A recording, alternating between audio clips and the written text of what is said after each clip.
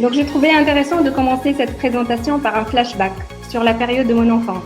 Vous parlez de celle qui s'adresse à vous en quelque sorte, de celle qui est bercée par les rêves et les visions, par les lumières de la Médina de Sfax, ma chère Médina, mais des livres aussi, se dévorer à la bibliothèque. Et enfin, toujours bercée par des mondes magiques, des mondes dessinés et colorés, par mon tendre et ô combien talentueux cousin, le peintre Walid Zouari. Tout ça contribuant à développer ma passion pour la lumière, une nourrissante contribution comme point de départ. C'était marrant car j'associais des couleurs et des combinaisons de couleurs à tout ce qui m'entourait, objets, événements et même aux gens. Sur ce slide, dites-vous que c'est ma représentation de l'architecture à l'époque et c'est ainsi que j'y ai atterri. Je voulais faire les beaux-arts, mais mes parents et mon manque de confiance en moi m'ont dissuadée. Et puis l'architecture était la discipline sérieuse qui s'y rapprochait le plus. Il y manquait le vert, le jaune et un peu plus de blanc à mon goût. Alors, une petite voix au fond de moi a dit « Tu y ajouteras les couleurs manquantes ». À l'architecture donc, j'y suis venue par un chemin de traverse, contre vent et marée. J'ai résisté et j'ai eu raison. Aujourd'hui, j'éclaire les architectures. Que ce soit à l'école d'architecture, l'ENO, ou aux Beaux-Arts par la suite, mes recherches tournaient autour du sensoriel, principalement le regard, la perception visuelle à différentes vitesses et à différentes temporalités, l'illusion optique aussi. Par exemple, regardez cette image et que voyez-vous? Un joueur de saxo ou bien un joli visage comme sortant de l'ombre pour prendre la lumière? Voilà, moi, c'est ce que j'ai envie de voir. Dada. Pourquoi Dada? Je me suis infiltrée dans la maison en ruine des dadaïstes grâce à mes chers enseignants et amis, Ahmed Jmaïel et Lotfi Larnaout. Ce qui restait de ces vieux murs respirait leurs rêves et leurs déceptions, et je me suis promise d'y apporter une nouvelle lumière. C'est ainsi que l'atelier Dada est né à Tunis, et puis, bien évidemment, a rejoint Paris et le quartier de Montmartre, quelques années après. À Paris, les premières rencontres. Celle, par exemple, à la Sorbonne, fin 2002, avec mon partenaire actuel, Édouard Lefort. À Paris, les premières déceptions de ne trouver aucun cours sur la lumière à part ceux photométriques de l'Association française de l'éclairage, l'AFE. C'est à Bordeaux, à l'école d'architecture et de paysage, que je me suis spécialisée en conception lumière de haute qualité environnementale en 2004. Mais c'est à Paris à nouveau que j'ai eu la chance de devenir apprenti du pionnier de l'éclairage urbain en France, M. Roger Narboni, d'analyser son schéma directeur d'aménagement lumière de la ville de Toulouse et de participer sous sa direction à une partie de son plan lumière. À Paris, les premières collaborations de l'atelier Dada avec les maîtres de l'éclairage architectural et urbain, comme par exemple ici, la rénovation de l'éclairage des espaces VIP de Stade de France, auprès de l'artiste lumière ingénieur Matteo Messervi et en collaboration avec André Putman, qui était en charge de l'architecture intérieure du projet. Madame André Putman, la papesse du design français. Oh là là, quand je me rappelle que j'ai failli m'évanouir en lui serrant la main et en échangeant quelques phrases avec elle. À Paris, et sous des agences établies, nous avons beaucoup travaillé dans l'univers du luxe, pour des boîtes célèbres telles que LVMH. Je cite par exemple le centre commercial Le Bon Marché et sa grande épicerie, en bas à droite du slide, avec la boîte suisse, Licht Competence, Hermès, avec les boutiques Jean Loeb, en haut à gauche du slide, en collaboration avec la boîte parisienne, Voyons Voir, etc. Nous avons collaboré sur des projets exceptionnels de plusieurs stars du design et de l'architecture française, tels que Jean Nouvel, Jean-Michel Villemotte, Renat Dumas, etc. C'est un luxe de travailler dans le luxe. Nous avons même éclairé des igloos au pôle Nord, en haut de la Suède. Expérience de travail inoubliable, chaperonnée par KTH, l'Université royale de Stockholm, combinée d'une véritable rencontre humaine avec des designers lumière devenus très amis depuis, et dont certains sont nos nouveaux alliés à l'atelier Dada. Je cite par exemple Frank-Jörg Ziemann à Zurich et Petros Dermatas à Athènes, que l'on voit sur la photo à droite en bas du slide.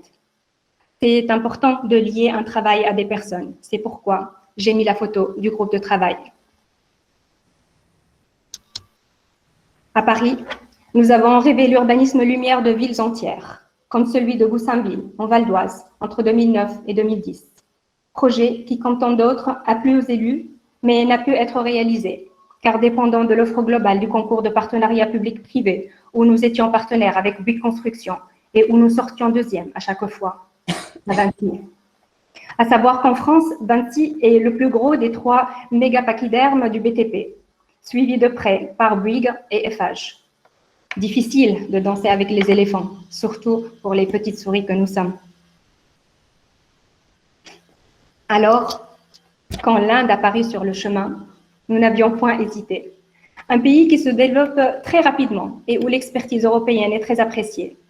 Avec mon associé en Inde à l'époque, Nirmit Javeri, nous avions commencé à prospecter les premiers clients en fin 2002. Beaucoup travaillé sur l'éducation des esprits, à notre métier, à notre apport et à sa valeur ajoutée. Éclairer les francs rives de la ville d'Ahmedabad de façon à en faire un musée en plein air, agrémentant une promenade urbaine douce, où la lumière balise, signale et ou focalise, ce que vous voyez sur la partie gauche du slide, était une initiative personnelle qui n'a pas abouti en soi pour cause administrative, mais ce travail nous a ramené d'autres projets intéressants plus tard. Il a fallu un peu plus de 2 bonnes années pour décrocher le premier projet rémunéré et donc pouvoir ouvrir officiellement la branche locale de l'atelier Dada Ahmedabad, pas loin de l'ashram de Mahatma Gandhi d'ailleurs. L'enveloppe extérieure d'une tour de bureau et les intérieurs d'un restaurant ethnique ont été étudiés puis réalisés en temps record. Ils ont étonné, attiré et ont fait un effet boule de neige. En 2014, vous voyez ici notre première réussite à l'international. Le projet Mondial Square fait de 2 tours commerciales mixtes, publiées un peu partout, même au Brésil, dans le fameux magazine L+D, ou encore à Singapour. Wow. Merci aussi, Lighting Today. Primé en Inde, en Angleterre, au Danemark, en Italie et même en France, avec le Grand Prix de la conception lumière par l'Association française des concepteurs lumière et éclairagistes, l'ACE. À droite du slide, au milieu, vous voyez l'équipe qui a durement travaillé sur le projet. Et en dessous, les représentants des équipes gagnantes au concours de l'ACE. Même si le trophée est lourd, mais c'est sympa de l'avoir entre les mains. En Inde, nous avons constellé la ville d'Ahmedabad à travers les tours résidentielles, commerciales et de bureaux que nous avons gagnées, selon un thème contextuel relié à la spiritualité locale et la temporalité visuelle, un plan lumière caché, dont personne ne connaissait le secret, sauf nous, notre imaginaire. Nous avons éclairé des institutions, des commerces, des monuments religieux, mais aussi des espaces paysagers privés, comme ici ce grand jardin de Villa de Maître. Même des Uber House luxueuses, ici le projet BCR à Pune. Mais aussi la pyramide de l'Inde à Gandhinagar. Et oui, ce cône en béton de 40 mètres de hauteur et 90 mètres de diamètre n'est autre que le plus grand musée au monde dédié à Mahatma Gandhi. Et c'est en fait, sur le petit plan que vous voyez en bas à droite du slide, n'est autre que la petite zone numéro 6, indiquée par le curseur rouge, qui fait partie d'un projet d'envergure que nous avons gagné en 2012 et qui a occupé l'atelier jusqu'à 2019. Voire, une petite partie est encore en exécution à ce jour.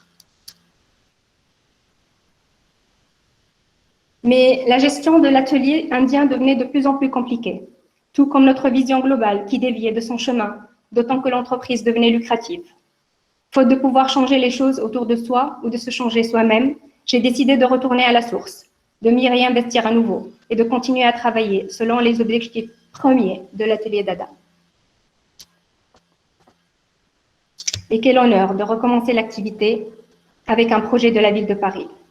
Pas n'importe lequel en plus, mais le projet de mandature de Madame Anne Hidalgo, le maire de Paris. Ce projet du viaduc portant la ligne aérienne numéro 2 du métro parisien et sa promenade urbaine en dessous est l'ouvrage d'art métallique le plus important après la fameuse Tour Eiffel et est signé, tenez-vous bien, par feu Jean-Camille Fourmiger. Cerise sur le gâteau, notre installateur n'est autre que Vinci, notre rival d'il y a 10 ans en arrière. Ce projet nous a fidélisés auprès de la ville de Paris, qui nous a commandé d'autres. Nous avons commencé à collaborer aussi avec Île-de-France Mobilité, c'est l'équivalent de la SNT en Tunisie, sur des projets d'éclairage public de liaison en site propre, type tram et bus à haut niveau de service. Mais le Covid, comme pour la majorité du secteur du BTP, a bien affecté notre développement. Sur l'ensemble des projets, la durée d'exécution des travaux a été très allongée et les prix des produits ont flambé. La Tunisie ne doit pas être une exception, n'est-ce pas? Ce qui devait être allumé en fin 2019 est encore aujourd'hui en phase d'étude ou d'exécution. Sur ce slide, vous voyez le prototype du fil d'Ariane nommé le tube, un luminaire spécial que nous avons imaginé et développé pour éclairer la surface du tablier du viaduc. Mais pas que ça. Regardez un peu le bout visible du viaduc à droite de la photo. Voyez-vous la différence entre ce qui est allumé ou pas? Bientôt, notre métro aérien et ses passagers voleront sur un tapis de lumière. Oui, le Covid a fait tant de mal, mais le Covid nous a permis de tisser des liens en douceur, de filtrer le superflu et de confirmer la solidité de la nouvelle équipe que je vous présente aujourd'hui.